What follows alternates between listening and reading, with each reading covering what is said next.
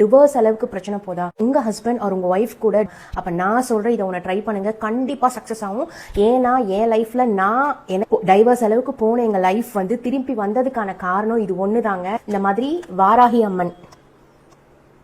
வாராகி அம்மனோட ஒரு போட்டோ எடுத்துக்கோங்க. அதை போட்டோ ஸ்டுடியோல கொடுத்து நீங்க பின்னாடி ஓபன் பண்ற மாதிரி, இதை நான் பின்னாடி ஓபன் பண்ணி சீல் பண்ணிருக்கேன் ஆல்ரெடி. பின்னாடி ஓபன் பண்ற மாதிரி இருக்கணும்.